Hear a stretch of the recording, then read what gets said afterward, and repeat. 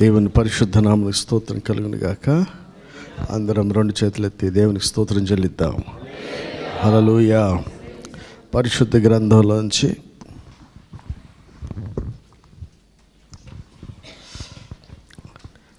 రెండవ దినవృత్తాంతాల గ్రంథంలో 33వ అధ్యాయం.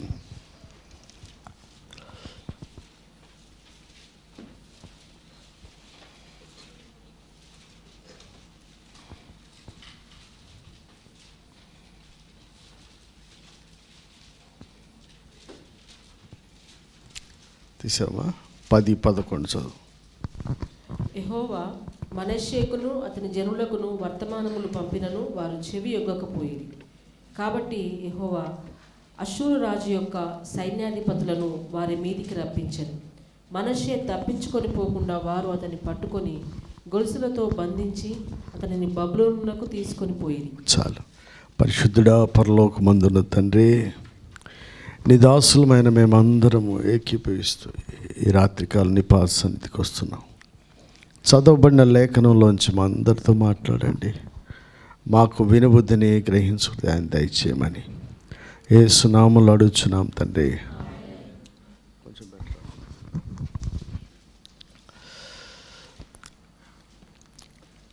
మనష్షే గురించి, యూదా రాజు అయిన మనష్షే, ఇతను హిజ్కియా యొక్క కుమారుడు.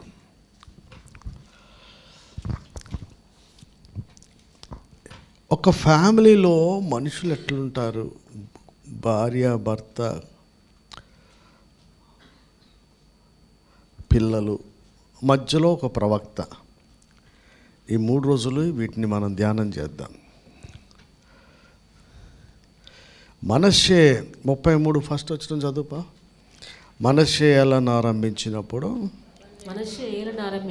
12 ఏళ్ల వాడై యెరూషలేములో 75 సంవత్సరములు ఏలెను. వాళ్ళ నాన్న కంటే ఎక్కువ.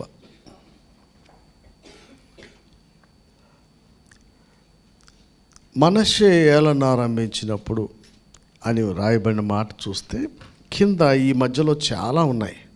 అందులో ఏమున్నాయంటే మీకు నేను చెప్తాను. అతను యెహోవా దృష్టికి చెడుతనము జరిగించుచు ఇశ్రాయేలు ఎదుట నిలవకుండా వెళ్ళగొట్టిన, దేవుడు వెళ్ళగొట్టినటువంటి అన్ని జనుల హేయక్రియలు, ఒకటి కాదు అన్నీ చేశాడట. నెంబర్ 1 ఏంటంటే, మీరు చదువుతున్న తర్వాత అందులో ఉంటుంది అధ్యాయం మొత్తంలో, వాళ్ళ నాన్న పడగొట్టిన, అక్కడ చాలా స్పష్టంగా ఉంది, తన తండ్రి పడగొట్టిన ఉన్నత స్థలములు తిరిగి కట్టించడం. బలిపీఠం కడితే మళ్ళా బలిపీఠం కూడా కట్టడం. దేవస్థాన స్తంభాలు నిలపటం, నక్షత్రాలకి మొక్కటం, వాటిని పూజించటం, ఇవన్నీ మనష్షే చేసాడు. ఇప్పుడు చదివింది 10వ వచనంలో ఏముందంటే, యెహోవా మనష్షేకును అతని జనులకు వర్తమానము కాదు ములు. ఎవరినైనా ఒక్కసారి దేవుడు కొట్టడం. మనకు కూడా 100 సార్లు 1000 సార్లు చెప్పుంటాడు ఒక విషయం. ఎక్కకపోతే ఎక్కడ కొడతాడో తెలవదు. ఎందుకు కొట్టాడు అర్థం చేసుకునేప్పటికీ ఆయుష్ అయిపోతుంది. చాలా కొద్ది మందికే కారణం తెలుస్తుంది. ఎందుకని అప్పుడైనా వాళ్ళు హృదయపూర్వకంగా దేవుని వెతుకుతానికి ఇష్టపడతారు. కొంతమంది అది కూడా చేయరు, కాబట్టి వాడికి ఏం తెలుస్తావు. ఇక్కడ చదివిన దాంట్లో ఇతన్ని అష్షూరు సైన్యమును, కాబట్టి యెహోవా 11 ఏమి రాసిందమ్మా? యెహోవా అష్షూరు రాజు యొక్క సైన్యాధిపతులు వారి మీదకి. అసలు శత్రువు మన మీదకి ఎందుకు వస్తాడు? ఒక్కసారి కాదు 100 సార్లు చెప్పినా దేవుని వర్తమానం వినకుండా మనకు తోచిందల్లా చేసుకుంటా పోతూ ఉంటే ఆయన అష్షూరు సైన్యాన్ని, శత్రువును మన మీద పంపిస్తాడు. ఎవరికైనా ఇబ్బందులు, శ్రమలు ఎందుకు వస్తుంటాయి? ఆ ముందు వరకు మనకి ఏ చెడు మంచి తెలియకుండా ఉన్నామేంది? పొద్దున్నే లేగాలని తెలీదా? బైబిల్ చదువుకోవాలని తెలీదా? ప్రార్థన చేయాలని తెలీదా? జీవితంలో యేసుప్రభు ఉపవాసం చేశాడని ఎప్పుడు చదవలేదా బైబిల్లో? కఠినమైన సమస్యలు ఉంటే ఫాస్టింగ్ చేయాలని తెలీదా? ఒకడు 10 సార్లు లేపాలనా ఏంది? మనకు తెలిసినయే. మన పిల్లల్ని ఎట్ట పెంచాలో మనకు తెలీదా? సెక్యులర్ స్టడీస్ కంటే సండే స్కూల్కి ఎక్కువ ప్రాధాన్యత తెలియదా? ఒక దినం గడుపుట 1000 దినముల కంటే శ్రేష్టమని తెలవదా? ప్రతిష్ఠితమైన దాన్ని ముట్టుకుంటే శాపగ్రస్తుడు అని తెలవదా? ఎందుకు నొక్కేస్తున్నాం డబ్బులు? ఎందుకు గుడి మానేస్తున్నాం? పిల్లలకి రాత్రంతా హోంవర్కులు చేయించి లక్షలు ఫీజులు కట్టి క్యారేజీలు కట్టి ఎంత ఆరాటం చేస్తాం. అంత సండే స్కూల్ కోసం చేస్తారా? ఇది నిత్య జీవం, అది 60 ఏళ్ళ జీవితం, 70 ఏళ్ళ జీవితం. తెలిసి తెలిసి చెయ్యని వారికి ఇక్కడ రాసింది, ఆయన మనష్షేకును అతని జనులకును వర్తమానములు పంపినను. ఎవరిని ఒకసారి అన్యాయంగా చేయడు. ఆయన పేరే న్యాయాధిపతి. ఆయనకు పక్షపాతం లేదు. అవి రెండు మనకు గుర్తుండాలి. ఆయన న్యాయం చేస్తాడు. ఆయన తీర్పులన్నీ న్యాయమే. అర్థం కాకపోతే మనకి అర్థం చేసుకునే మనసు కోసం ప్రార్థన చేసుకోవాలి. కానీ ఇది ఎట్లా అయింది అనొద్దు. ఎందుకంటే వర్తమానములు పంపకుండా దేవుడు ఎవరిని కూడా శిక్షించడు. వేకువజామునే లేపి తన ప్రవక్తలను పంపించినను అని రాసింది. పగలు రాత్రి గతి తెల్లారుజామున లేపిన జనాలు వింటలేరట. ఇట్లా విననందున అష్షూరు రాజు యొక్క సైన్యాధిపతులను వారి మీదకి రప్పిస్తే మనష్షే తప్పించుకొని పోకుండా అతనిని పట్టుకొని గొలుసులతో బంధించి అతన్ని బబులోనుకు తీసుకొని పోయిరి. ఇతను ప్రారంభించినప్పటి నుంచి ఏమేం చేస్తున్నాడు అంటే దేవునికి వ్యతిరేకమైన పనులు చేస్తూ, నాన్న చేసిన అంటే వాళ్ళ నాన్న ఏం ప్రార్థన చేశాడో తెలుసు, ఎట్లా చూశాడో తెలుసు. ఎందుకు వంటబట్టలేదు లాస్ట్లో చెప్తాను నేను. ఒకడికి మీరు చేస్తున్న భక్తి పిల్లలకి ఎందుకు వంటబడతలేదు అనేది లాస్ట్లో. ఈయన తండ్రి హిజ్కియా చేసిన పనులన్నిటికీ రివర్స్ చేసుకుంటూ వచ్చాడు. మళ్ళీ మందిరంలో బలిపీఠాలు కట్టించాడు అన్ని దేవతలకి. యెరూషలేము నా నామం ఎక్కడ ఉంచుతా అని చెప్పిన ప్లేసులో అక్కడ ఏదైతే ఉన్నాయో అన్నిటినీ అపవిత్రపరిచేశాడు. ఇంకో సంగతి తెలుసా? అమ్మ తన కుమారుడిని అగ్నిగుండం దాటించాడు. జ్యోతిష్కులు శకినాలు చూశాడు, వాడుక చేశాడంట ఆయనకి.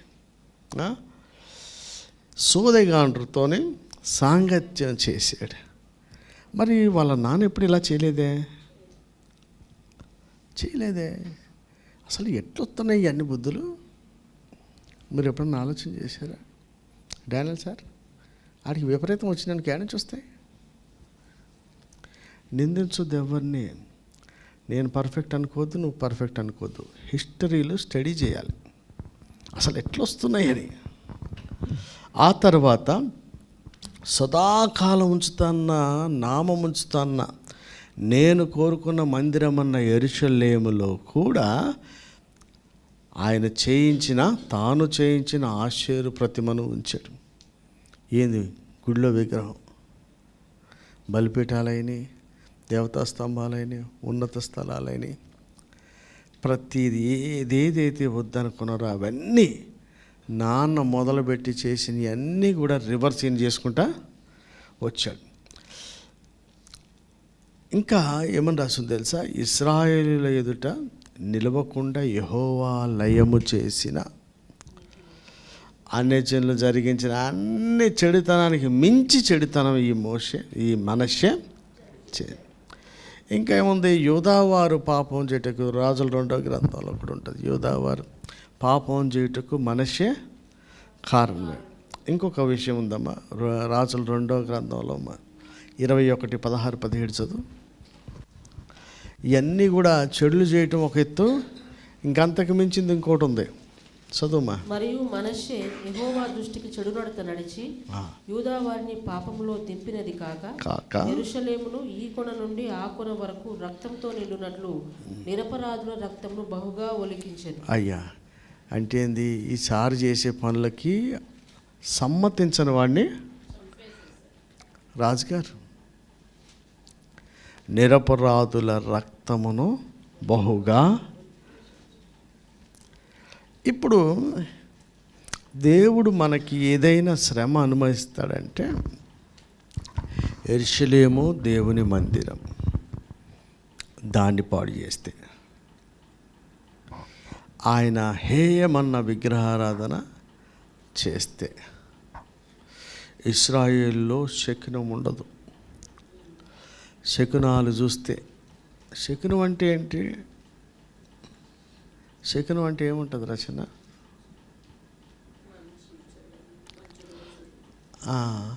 ఇప్పుడు ఆయన పేరట కూడా శకునాలు చూసేస్తున్నారు. అందుకని ఆయన పేరట అనేకులు వచ్చి ఆయన పేరట ప్రవచనం వస్తుంది, కానీ శకునాలు రావు. మనం వెళ్ళి అడిగితే శకునం చెప్తారు, ప్రవచనం అంటే దేవుడు చెప్తే వచ్చి చెప్తారు. తేడా అది. నా గురించి ఏమైనా చెప్పు, నా గురించి ఏం చెప్పాలి, నీ గురించి అది వచ్చినప్పుడు చెప్తారు అంతే. నువ్వు అడుకున్నప్పుడల్లా రావడానికి కట్టలు పెడతామంటే ప్రవచనాలు వచ్చేది ఏంటి? శకునం వాళ్ళ దగ్గరికి పోతేనేమో మా గురించి చెప్పయ్యా అంటారు. బైబిల్లో ఏ ప్రవక్త దగ్గరికి ఎవరికి వెళ్ళి చెప్పయ్యా అన్నది లేదు. వాళ్ళు ఎక్కడున్నా చెప్పమంటే ఎక్కడికన్నా వెళ్ళి చెప్పేస్తారు, అది ఉన్నా లేకపోయినా. ఇలాంటి చెడు చేసిన ఆయన ఇంత చెడు చేశాడు. ఏంటది? మొత్తం అసలు ఒకటి కాదు రెండు కాదు, ఏ జనులను వెలగొట్టాడో ఆ జనులు చేసిన చెడు అంతా కూడా మళ్ళీ ఎంత అసలు వీడి చేస్తాం కాదు, వీడికి ఎదవలవాట్లు ఉంటాం కాదు, మందిరాన్ని పాడు చేశాడు. మందిరంలో విగ్రహారాధన, మందిరంలో బలిపీఠాలు, తన పిల్లల్ని అగ్నిగుండం దాచడం, శకినాలు చేయటం, వాళ్ళతో సాంగత్యం చెప్పడం, నక్షత్రాలను పూజించడం, ఇవన్నీ నేర్పేశాడు. ఇప్పుడు ఎన్నిసార్లు చెప్పినంటే ఏంటంటే ఇలాంటి వాళ్ళకు కూడా దేవుడు తన ప్రవక్తలను పంపుతూనే ఉంటాడు. అరే మన పనులు చేశాడు దేవుడు వదిలేశాడంటే వదిలేస్తాడా? మన ఆఖరి శ్వాస వరకు ఆయన రక్తం పెట్టి కొన్నాడు కనుక ప్రయత్నం చేస్తూనే ఉంటాడు. ఈ ప్రయత్నం ఏంటి? నీకు లాటరీ ఇచ్చి, నీకు అదృష్టం ఇచ్చి, నీకు ఇల్లు ఇచ్చి, కారు ఇచ్చి, డబ్బులు ఇచ్చి, ఉద్యోగం ఇచ్చి కాదు. తన ప్రవక్తలను పంపించి చేసేదే ప్రయత్నం. దేవుని ప్రయత్నం ఎట్లుంటుందంటే తన దాసుల ద్వారా మనల్ని హెచ్చరిక చేయటమే దేవుని ప్రేమ, బాగుపడాలని చేసేది.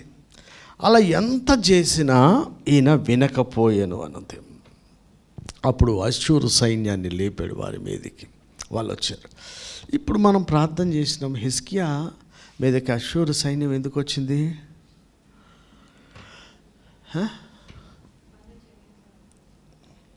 అసలు ఎందుకు వచ్చాడబ్బా? ఫస్ట్ ఆయన లెక్క చేయలేదుగా. 3 సంవత్సరాలు టైట్ చేస్తే కాంప్రమైజ్ అయిపోతాడు. ఇప్పుడు స్కూల్లో తన్నారనుకో వరుసగాడిని, దయాకర్ కొడుకుని, 2వ రోజు ప్రార్థన లేదు, పాడలేదు, 1వ తారీఖు కూడా వెళ్ళిపోతారు. శత్రువు టైట్ చేస్తే మనం లొంగకూడదు. మన భక్తి తెలియదే అప్పుడు కదా. గొప్పగా చెప్పట్లా. మాకు 6వ తరగతి నుంచి మ్యాథమెటిక్స్ చెప్పేవాడే లేడు మా ఊర్లో బడిలో. మా అక్కకి మాకు ఫస్ట్ టైం వచ్చాడు ఒక మ్యాథమెటిక్స్ చెప్పేవాడు.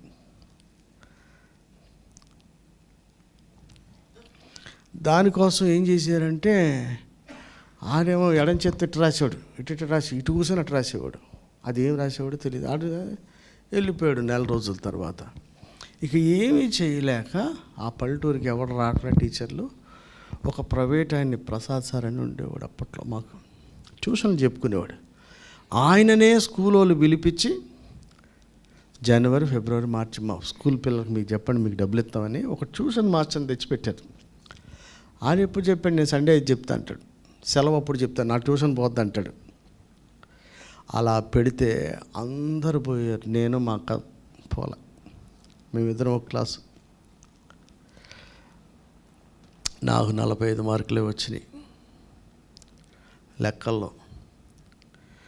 నాకు 45 వచ్చినాయా లెక్క కాదు, నేను దాని గురించి దేవుని సన్నిధి వదలలేదనేదే లెక్క. మా తల్లిదండ్రులు కూడా మనల్ని ప్రోత్సహించాలి. మనం చెప్పే బోధకి, మనం చేసే భక్తికి మన క్రియలు సరిపోవాలి. దేవుడా నిన్ను హృదయపూర్వకంగా ప్రేమిస్తున్నాను అన్నప్పుడు చూపించు. మరి ఆదివారం పొద్దున్న లేచి బైబిల్ చదివి చూపించు, ప్రార్థన చేసి చూపించు. దేవుణ్ణి ప్రేమించేవాడు చెడుతనాన్ని అసహించుకుంటాడు, అసహించుకొని చూపించాలి.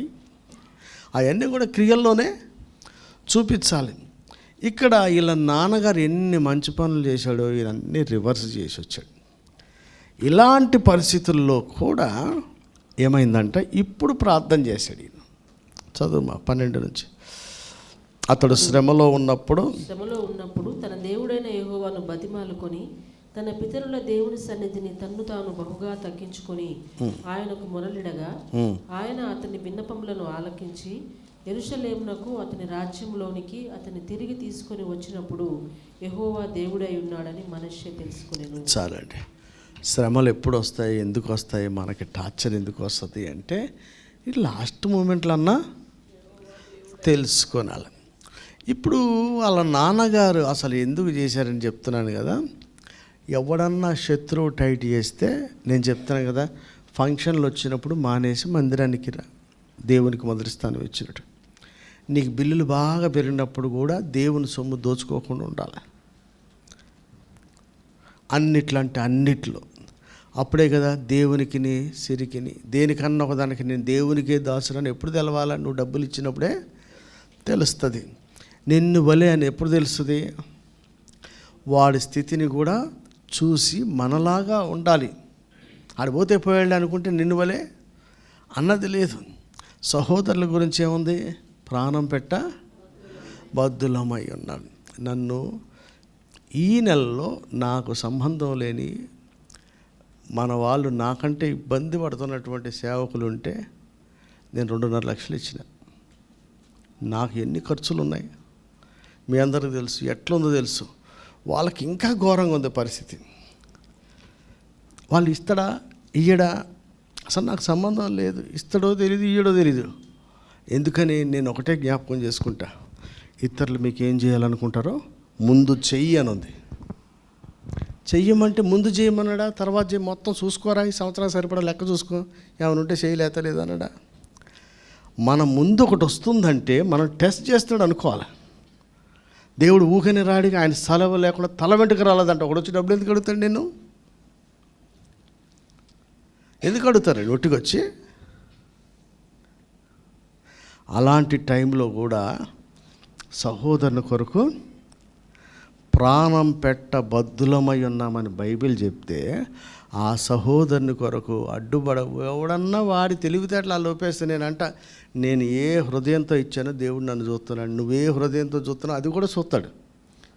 అందుకని నేను భక్తిలో ఎప్పుడు తెలివితేటలు ప్రదర్శించకూడదు, శుద్ధ హృదయమే కోరుకుంటాడు. లెక్కలు ఉండవు, ఎందుకంటే ఆయన ఆత్మ కొలతలేంది. ఆయన ఇస్తే కూడా ఆకాశంను వాకిళ్ళు విప్పిస్తాడు. అందుకని లెక్కలు ఆయన కాళ్ళు లేనప్పుడు మనం కూడా లెక్కలు వేసుకునే పని చెయ్యొద్దని నేను అనుకొని నాకు అనిపిస్తూ ఉంటుంది. కింద ఉన్నప్పుడు కూడా మనకే మీరు అప్పుడు ఎవ్వరు లేడు. ఒక మైక్ ఉంటే ఎజ్రా అడిగాడు, అసలు లేదన్న. నా కాడ 20 మంది 10 మంది లేడు, ఆయన కాడ అప్పుడే 50 మంది ఉన్నారు. అన్న ఇబ్బంది అవుతున్నాడు, నా 20 మందికి మైక్ ఎందుకు రెండు తీసుకుపోనా? నాకే లేదు, ఉన్నది నేను ఇచ్చేసిన. ఆ తర్వాత సంవత్సరం పైన ఖాళీగా ఉన్నాం. ఫ్యానే సంవత్సరం పైన ఖాళీగా ఉంటే ఆశ్చర్యకరంగా కన్నాడేవిడి గారికి ఎవడో డబ్బులు ఇచ్చాడు. వాళ్ళు ఏజీ వాళ్ళు ఇంత మైక్ సెట్ కొనుక్కోమని. ఇప్పుడు ఉన్నదంతా ఏజీ వాళ్ళు ఇచ్చిందే, హైదరాబాద్ ఏజీ వాళ్ళు ఇస్తే నాకు ఆల్రెడీ ఒకటి ఉన్నాయి గట. అయ్యా తమ్మి నువ్వు కూడా ఒకటి తీసుకొని కొత్తది కొనిచ్చాడు ఆయన. సంవత్సరం తర్వాత నేను ఇచ్చిన దానికంటే చాలా పెద్దది. అంటే సంవత్సరం మరి ఏమీ లేకుండా ఉన్నాగా. నేను ఎందుకు చెప్తున్నా అంటే మన ప్రతి నడవడిలో కూడా ఆయన వాక్యం గుర్తు రావాలి. మన పరిస్థితి గుర్తు రాకూడదు. మన పరిస్థితి గుర్తు రావద్దు. గుర్తొచ్చేది ఏంటంటే యెహోవాను ఆశ్రయించేవారు, యెహోవాను నమ్ముకునే వారు. ఎప్పుడే ఆయన నమ్ముకునేది? మనకు బుర్ర పనిచేయనప్పుడే కదా నమ్మేది, మన చెయ్యి దాటినప్పుడే కదా నమ్మేది. రాజులు ఎదుట కదా గుర్రములు నమ్మొద్దు అని చెప్పింది, మనుషులు ఎదుట కదా దేవుడిని ఆశ్రయించమని చెప్పింది. ఎప్పుడు చెప్పాలి? అష్షూరు రాజు టైట్ చేసేపాడికి ఈయన ఆపేసి తన సొమ్ము కాదు, చూడండి ఎట్టెట్ట తిరుగుతాయో డబ్బులు, దేవుని సొమ్ము కూడా తీసేసాడు. పిల్లల విషయంలో ఎంతమందిని దేవుడు ఏ విషయాల్లో గద్దిస్తుంటాడు? ఎంతమంది వచ్చి నిజం చెప్తారు? దేవుని దగ్గర కానీ, సంఘం ఎదుట కానీ, దైవజనుల దగ్గర కానీ. ఇంకోటి బైబిల్లో ఏముంది తెలుసా? శరీర సంబంధి కంటే ఆత్మ సంబంధియే మిన్న. ఇది కొన్ని సంవత్సరాల నుంచి చెప్తున్నా మీకు. మీ ప్రయారిటీ ఎక్కడుంది? బైబిలే కదా. అంటే ఎంతమంది మనలోనే అట్లా వచ్చేస్తూ పిచ్చ మన కర్ణమ్మ, మన డానియల్ సారు, రాజు అప్పుడప్పుడు రెగ్యులర్ చేస్తుండో లేదు నాకు గుర్తులేదు. నార్త్కి వీలైతే ఇద్దరు రెగ్యులర్గా ఇచ్చారు, మిగతా వాళ్ళు కూడా ఇయ్యగలరు, ఎందుకు ఇయ్యట్లే? మత్తయి సువార్త 25 గుర్తురాట్లేదా? మనష్షే కంట ప్రవక్తలను వర్తమానాలు చాలాసార్లు పంపిస్తారట. ఎవరి కోసం చేస్తున్నాం, ఎందుకోసం చేస్తున్నాం? బలవంతంగా ట్యూషన్ పెట్టి తన్నిచ్చి చదివిపించినట్టుగానే నేను ఈ ప్రేమ విందులు మానేసి నార్త్కు పెట్టండి అయ్యా, ఎందుకంటే అది ఒక రోజున సింహాసనం దగ్గర అడిగే ప్రశ్న అది. అంటే డబ్బుల విషయమే కాదు, సహోదరుని ప్రేమించేదాన్ని, పశ్చాత్తాపం, పిల్లల్ని పెంచే దాంట్లో కానీ, పని అప్పగించిన పని నమ్మకంగా, నేను చెప్పినా కదా, అప్పగించిన పనిలో ఇప్పటి వరకు ఒక పనిని మ్యాక్సిమం చేసిన ఆయన ముత్తయ్య గారు ఉన్నాడు. ఆయన వంటి వాళ్ళు లేదు ఏ పనిలో ఆ పనిలో, మిగతా పనులు ముచ్చట చెప్పట్ల, ఆ పనిలో ఆయనకి మించిన వాళ్ళు లేడు. ఎవరన్నా అప్రిషియేట్ చేస్తారా? ఏడికి బదిలేదు అని లేనిపోయి రుద్దుకొని నన్ను ఇబ్బంది పెడతాడు అనుకున్నాం అనుకోండి, ఆయన తిట్టుకుంటే ఏమవుతుంది? అనేక మార్లు వర్తమానాలు పంపిస్తున్నా వినలోని వాళ్ళు ఉన్నారు. ఇంకొకసారి ఏమన్నా అలా నాన్నగారు ఏం చేశారు, బాగా టైట్ అయిపోయినప్పుడు కాంప్రమైజ్. అందుకనే మనము 600 years చర్చ్ హిస్టరీలో చదువుతాం. ఆఫ్టర్ 300 years వరకు చర్చ్ హిస్టరీ బాగుంది. ఆ 300 నుంచి 600 yearsలో శ్రమల్లో ఏమైపోయారంట, ప్రజలు కాంప్రమైజ్ అయిపోయారట. అగ్ని వంటి శ్రమలను తట్టుకోలేక కాంప్రమైజ్ అయిపోయారు. దానియేలు గురించి, షడ్రక్ మెషక్ అబేద్నెగో గురించి ఎందుకు చెప్తాం? కాంప్రమైజ్ కాలేదు కాబట్టి. ఎందుకు వాళ్ళకు ఉన్నత స్థానం వచ్చింది? కాంప్రమైజ్ కాలేదు కాబట్టి. మేము నశించుతాం కానీ దీన్ని అయితే మేము కాంప్రమైజ్ కాలేదు కాబట్టి వాళ్ళు ఉన్నతమైన స్థానానికి పోయారు. మనషే వాళ్ళ నాన్న కాంప్రమైజ్, దేవుని సమయం, దేవుని డబ్బు, ఒకడు దేవుని సమయం, ఒకడికి దేవుని డబ్బు, మొదటి దినం నాది అన్నాడా లేదా? పరిశుద్ధ దినాన్ని పరిశుద్ధంగా పాటించమన్నాడా లేదా? ఇది ఇశ్రాయేలులకు నిత్యమైన కట్టడం చెప్పాడు లేదా? ఆ రోజు పెళ్లి ఫంక్షన్ అయిందిరా ఆయన, అసలు ఆ రోజు పనులు పెట్టుకోవడం ఏంది? దేవునికి ఒకే ఒకటి యాక్సెప్ట్ చేస్తాడు. ఎందుకంటే నేను నమ్ముతున్నా హృదయపూర్వకంగా, ఎంసెట్లు అయ్యి గవర్నమెంట్ యూపీఎస్సీ ఇవన్నీ ఆదివారం ఉంటాయి. వాళ్ళకు కూడా చెప్తున్నాం, ముందే వచ్చి మందిరానికి వచ్చి నీకు ఇంకో ఆప్షన్ లేదు, ఇంకో దానికి చేయడానికి లేదు. ఈ ఫంక్షన్కి పానికి ఒక గంట లేటుకి వెళ్ళినా ఎవడేమంటాం? ప్రయారిటీస్ దేవుడు చూస్తాడు కాబట్టి మీరు చేయాలి. కానీ సంవత్సరం ఆఖరి వెళ్ళిపోతుంది, ఎవరు ఎందులో ఉంటే అందులోనే. ఆయన ఏదో మంచోడు అని అనట్లేదు, డబ్బుల విషయంలో దేవుడు సరి చేశాడు, ఇంకో దాంట్లో సరి చేస్తారు. నువ్వు డబ్బులు కరెక్ట్ ఇచ్చాడు, నేను ఎందుకు వెళ్తాడు? ఎవరికైనా సరే నేను మళ్ళీ చెప్తాను, మనలో అందరికీ 10 ఉండవు, నీకొకటి ఆ ఒక్కటేనండి మనకి. నేను ఆ ఒక్కటి చేయలేక చస్తున్నా. నేను పర్ఫెక్ట్ అని చెప్పట్లా, ఒకటే ఉంటుంది. ఆ ఒక్కదాని కోసం పడతాలేస్తా ఉంటుంది. మీరు పర్ఫెక్ట్ అయితే దేవునికి స్తోత్రం. నా ప్రయాస అంతా ఒకదాని కోసమే అవుతుంటుంది. కనుక ఈరోజైనా సరే ఎన్నో వర్తమానాలు విన్నా, ఒకసారి వినలేదనుకోండి, ఎప్పటికైనా చూసి ఏం చేస్తే అష్షూరు సైన్యాధిపతులను మన మీదకి పంపిస్తాడట. ఇప్పుడైనా సరే, పంపించినప్పుడైనా ఆయన ప్రార్థన చేశాడు. ఒకటి చదువుకొని ముగిద్దాం. ప్రార్థన చేశాడు కదా, చేసాం. మొరలేడగా 13 చదువు, 12-13. అతడు శ్రమలో ఉన్నప్పుడు తన దేవుడైన యెహోవాను బతిమాలుకొని తన పితరుల దేవుని సన్నిధిని తన్ను తాను బహుగా తగ్గించుకొని ఆయనకు మొరలిడగా ఆయన అతని విన్నపములను ఆలకించి యెరూషలేమునకు అతని రాజ్యంలోనికి అతన్ని తిరిగి తీసుకొని వచ్చినప్పుడు యెహోవా దేవుడై ఉన్నాడని మనష్షే తెలుసుకొనెను. బహుగా తగ్గించుకొని బహుగా బతిమలాడుకుంటే దేవుడు మనవి ఆలకించాడు. ఇప్పుడు దేవుడు తీసుకురాగానే చూడండి, మేలుకు తగినట్లుగా బైబిల్లో వాళ్ళ నాన్న గురించి రాస్తుంది. దినవృత్తాంతాల్లోనే ఇక్కడే రాసి ఉంటుంది. పాప చదువు 32-24 చదువుమా, 25 చదువు. అయితే హిజ్కియా మనస్సును గర్వించి తనకు చేయబడిన మేలుకు తగినట్లు ప్రవర్తింపనందున చాలా వాళ్ళ నాన్నగారు ఎంత ప్రార్థనాపరుడు సార్. ఏమో వింటురా? ప్రార్థన చేసే వాళ్ళంతా మేలుకు తగినట్టు ప్రవర్తిస్తానని లెక్క కాదు అక్కడ. హిజ్కియా తనకు చేయబడిన మేలునకు తగినట్లుగా ప్రవర్తించినందున. కానీ ఇక్కడ కొడుకు అన్నీ అదపలు చేశాడు.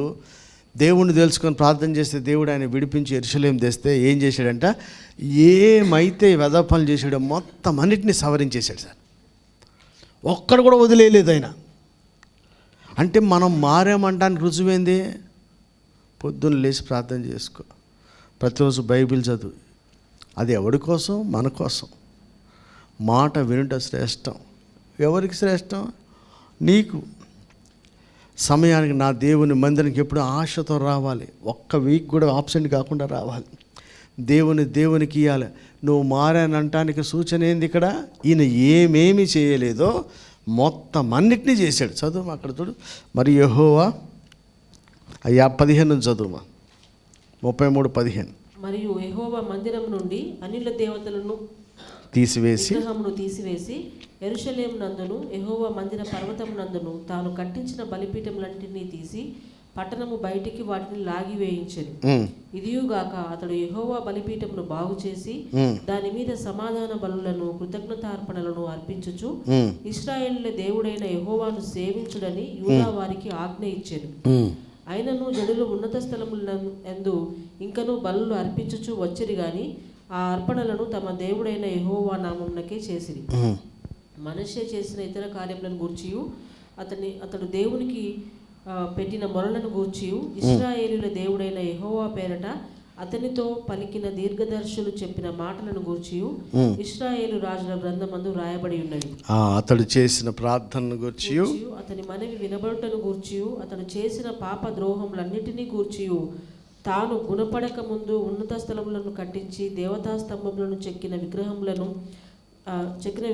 అచ్చట నిలుపుటను గూర్చియు దీర్ఘదర్శులు రచించిన గ్రంథములలో రాయబడి ఉన్నవి. చాలమ్మా. ఇక్కడ ఏంటంటే మనం నిజంగా మారితే ఏమేమి మానేసామని చెప్పుకుంటున్నామో అవన్నీ క్రియల రూపంలో చేసి చూపించాలి. ఈ 3 రోజులు ప్రార్థన చేస్తారు కదా, నాకు నమ్మకం ఉంది ఖచ్చితంగా మనల్ని మనం తగ్గించుకొని, అక్కడ ఏముంది, బహుగా బతిమలాడుకున్నాడు అంటే దేవుణ్ణి. బతిమలాడుకోవడం అంటే ఏంటి? హ్యాప్ ద బేపో అన్నాడు అనుకోండి. దేవుడు ఏం చెప్పాడు? మాటికి అడుగుతూ ఉంటే ఆ న్యాయాధిపతి కూడా న్యాయం తీరుస్తాడు కదా. ఎన్నిసార్లు అడుగుతురు కదా అని. ఏమో 5 నిమిషాలు ప్రార్థన 10 నిమిషాలు కలిసిపోతారు. ఏందబ్బా మన టైం దాటిపోద్దేమో, ఇప్పుడే ఇచ్చిపోతాడేమో ఆయన ఈ సంవత్సరంలోనే. ఇక్కడ కూడా బహుగా బతిమలాడుకుంటే దేవుడు ఆయన్ని తిరిగి యెరూషలేమునకు తీసుకొని వచ్చాడు. ఎక్కడి నుంచి? బబులోను నుంచి, అష్షూరు రాజు చేతుల్లో నుంచి తీసుకొని రాగానే ఇమీడియట్గా మంచిగా సెలబ్రేషన్ చేసుకొని పిల్లల్ని భార్యను పెట్టుకొని ఎంజాయ్ చేస్తూ సడపలే ఫస్ట్ ఏదైతే దేవునికి వ్యతిరేకంగా మొదలుపెట్టాడో వాటన్నిటిని పడగొట్టడం చేయటం, దేవుని మందిరాన్ని మందిరంలాగా చేయటం, మళ్ళీ కృతజ్ఞత అర్పణలు బలులు అర్పించినట్లు యెహోవా మందిరానికి ఏర్పాటు చేసి తీసినవి అన్నీ తీసి పడేశాడు. పాతవన్నీ తీశాడు. కనుక మీ అందరికీ మనం చేస్తున్నా, ఎంత చెడు చేసినా దేవుడు తన దాసుల ద్వారా వర్తమానం పంపిస్తూనే ఉంటాడు. వినకపోతే అష్షూరు సైన్యాధిపతులకు చేతికి అప్పగిస్తాడు. అప్పగించినా మనం ఇప్పుడు ఏం చేయాలి? దేవుని సన్నిధిలో బాగా బతులాడుకో, మనల్ని మనం తగ్గించుకొని బ్రతిమాలుకుంటే దేవుడు మన మనవి ఆలకించి అష్షూరు రాజు చేతిలోంచి విడిపిస్తాడు. ఇప్పుడున్న బంధకాలు అయినా సరే బాగా మనల్ని మనం తగ్గించుకొని బతులాడుకొని దేవుడు విడిపిస్తాడు.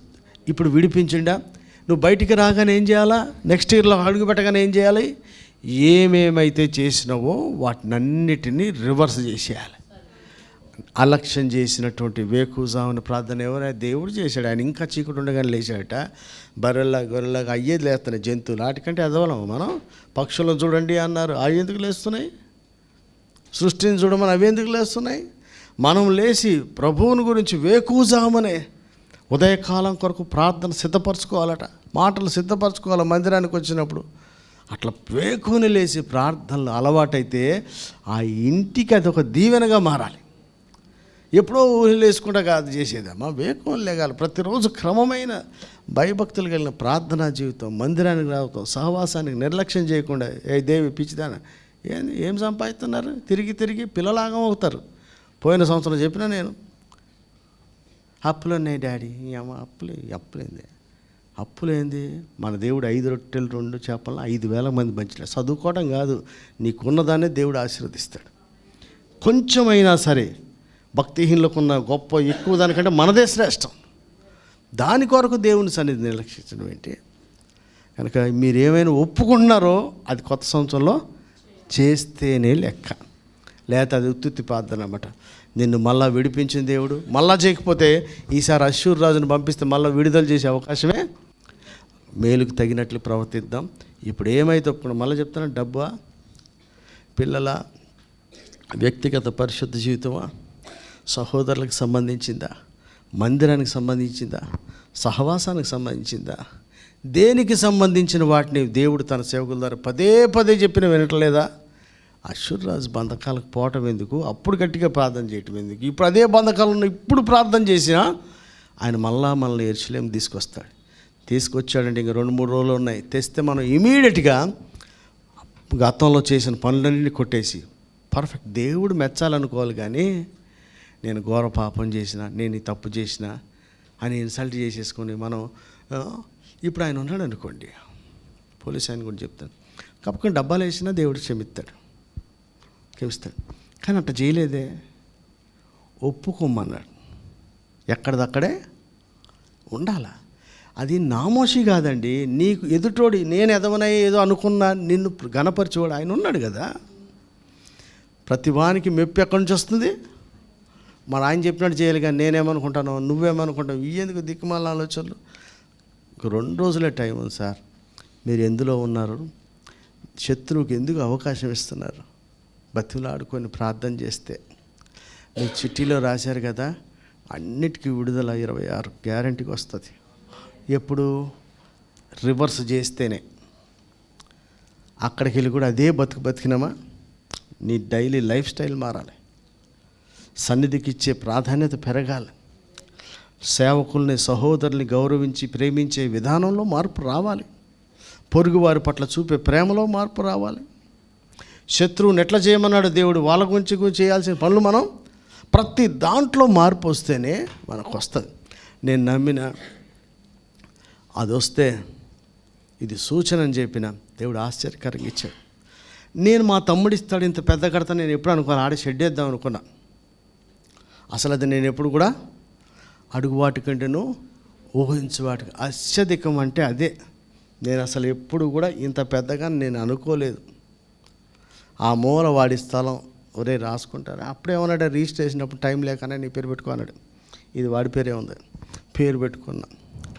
ఇక్కడ చేద్దాం అనుకుంటున్నారు రేకులు. శిరీషకు కూడా చెప్పిన, కొంచెం గోడ పైకి లేపి ఇట్లా దించుకుందామమ్మా, ఎక్కువ వద్దులే అంటే మా తమ్ముడు వచ్చి, అనే ఇది కూడా తీసుకో పెద్దగా వేసి అన్నాడు. అంటే మా తమ్ముడు చెప్పినప్పుడు యారా నాకు ఆడ ఎన్ని డబ్బులు ఉన్నాయని తెలుసా అని అన్నానా? నేను చెప్తే మీరు గ్యారెంటీగా అంటారు కదా, అంటారా అనరా? పైనన్నోడు మాట వినాలి, దేవుడు అప్పుడు అద్భుతం చేస్తాడు. ఇప్పటికీ 26,50,000 పే చేసిన డబ్బులు ఉన్నాయి. ఎక్కడి నుంచి ఎట్లా చేస్తున్నాము ఏంది. ఇంకా రేపు మాధవ్ ఇప్పుడే వచ్చాడు, రేపు పొద్దున్న డబ్బులు కావాలన్నాడు. సరిపో అన్న. నేను ఎప్పుడైనా ఏమంటా, లివ్వు అంటే ఏంటి, సరిపో అంట. ఒక ఆటంకం వచ్చిందంటే ప్రతి దాని వెనక కీడు వెనక ఆశీర్వాదం దాగి ఉందని నేను నమ్ముతా. నేను ఏదన్నా ఏమన్నా 30 తారీఖు ఓపెనింగ్ అంతే, ఏమన్నా కానీ రాత్రికి వేస్తాం, పగలు చేస్తాం, డబ్బులు కుమ్మరించబడతాయి. ఎవరిని లేపుతాడు, ఏ జక్కయ్యలు వస్తారో ఎవడికి తెలుసు? మనకే ఎవడు తెలుసు అండి? ఎక్కడి నుంచి వస్తాయో డబ్బులు తెలియదు. ఆశ ఎందుకు చెప్తానంటే ఆయన అది చేశాడు, నెరవేర్చాడు. ఇప్పుడు నేను మార్చుకోకపోతే ఆ వాగ్దానాలు ఏమీ నెరవేర్చబడం. దేవుడు ఆ మందిరాన్ని నింపాలంటే నాకు పలుమార్లు హెచ్చరిక చేస్తున్నాయి. నేను మార్చుకోకుండా మళ్ళీ దిక్కుమాల ప్రార్థనలు చేసిన అనుకో, 5 దిక్కుమాల ప్రార్థనలే. ఎందుకంటే చెవి వినడు కదా. ఆయన వినని ప్రార్థన మంచి ప్రార్థన ఎట్ట అవుద్ది కదా. భక్తిహీనుల ప్రార్థన ఆయనకు హేయం. మనకు ఒక అవకాశం ఇచ్చాడు దేవుడు. ఇప్పుడైనా ఎందుకు ఇచ్చాడు? బతిమలాడుకున్నందుకు. ఇప్పుడు ఎందుకు ఇచ్చాడు? తాను మనల్ని మనం తగ్గించుకునేందుకు అవకాశం ఇచ్చాడు. ఈ అవకాశాన్ని మార్చుకోవడానికే చేయాలి. 2026లో మార్పు కొరకు చేద్దాం. ఇప్పుడు తప్పుకొని ఒప్పుకొని విడిచిపెట్టినవన్నీ కూడా మన లైఫ్లో వాటిని, మీలో అందరూ మీ గురించి ఆలోచించండి అమ్మా. ఒకటి చెప్తున్నా వినండి, వింటురా? మీ గురించి ఆలోచించండి. మీ సామర్థ్యం ఎంత మీకు తెలుసా? తెలుసు అనుకుంటేనే పొరపాటు. అమ్మ వింటున్నావా? నా సంగతి నీకు అంత తెలుసు కానీ ముందే అంటది, ఎవరు నన్ను ఏం చెప్పనివ్వకుండానే. 2026 వస్తుందన్న, మొన్న 2026 వస్తుంది, చెప్పిందంతా చేయాలన్న. నా సంగతి అంతా నీకు బాగా తెలుసు, నాకే ముందే వస్తుంది అంటే చెప్పనివ్వకుండా. అంటే ఏంది? అయ్యా, మన దేవుడే శక్తికి మించిని చేపించేవాడు. అవునా కాదా? జ్ఞానులను సిగ్గుపరచుటకు ఆయన వెర్రి వారిని, చేపలు పట్టేవాడు నిలబడితే 3000 మంది మారుతున్నాడండి. పిహెచ్డీలు చేసినవాడు నిలబడితే కాదు అక్కడ. అవునా కాదా? అసలు మన ద్వారా అసాధారణమైన కార్యాలు చేపిస్తేనే కదా ఆయన ఆశ్చర్యకరుడు అవుతాడు. అసలు ఎవరి ద్వారా ఏం చేస్తాడో కనుక మనమేంది అప్పగించి చేయడానికి ఇష్టపడిపోవాలి. నేను నమ్ముతున్నా, ఈ ప్రసంగానికి ఈ మాటలకి అంత పెద్దది నిండుద్దా అంటే నాకేం తెలుసు, ఆయన నింపుతాడికి అంతే. మనల్ని బట్టి నింపుతాడమ్మ. నేను చంపుకున్నా అంటే ఎవడొస్తాడే? వాళ్ళు మనం చంపిపోతే, మనం చంపుకోవడం కాదు, ఆయన ఆకర్షించాలి. నేను చెప్తున్నా కదా, మీరందరూ ఎంతమంది ఎన్ని పైసలు ఖర్చు పెట్టారు, ఎంతమందికి చెప్పారు, ఆ అన్ని ఫలం మనం కోయాలి. ఇప్పుడు నా మాట నీ మాట కాదు, మనందరి ప్రయాస ఫలం మనం అక్కడ చూడాలి. మరి అందరం కలిసి ఏమేం చేసినాం ఏదో పనులు ఎవరిది అడిగి తెలుసు? డబ్బులోనా, కుటుంబంలోనా, వ్యక్తిగత జీవితంలోనా, సహోదరుల విషయంలోనా, సహవాస విషయంలో దేం చేసినామో వాటిని ఒప్పుకోవడం మాత్రమే కాకుండా, ఈ ఒప్పుకుంటే దేవుడు విడిపిస్తాడు. 2026లో అవి మళ్ళీ రిపీట్ చేయకుండా రివర్స్ చేసి చూపించు. మెల్లగా వచ్చినాం అనుకో, 2 పాటలు అయ్యాక ప్రారంభ ప్రార్థనకు ముందు రావాలి. అంటే అది ఆశ. అది స్పీడ్గా రావడం అనేది పనిపాటు లేనోడు కాదు, అది ఆశ. ఎప్పుడు వెళ్ళుదునన్నా ఆశ మనలో కనిపించాలి. కనుక మంచిగా ప్రార్థన చేద్దాం. మిమ్మల్ని, నన్ను, నాది నాకే తెలుసు, నీది నీకే తెలుసు, ఎవరిది ఎక్కడ పోతుందో ఇక్కడ మనం తగ్గించుకొని బతిమలాడితే దేవుడు ఖచ్చితంగా క్షమిస్తాడు. క్షమించినప్పుడు మేలుకు తగినట్లుగా మనం ప్రవర్తించాలి. దేవుడి మాటలు దీవించుగాక. ఆమేన్.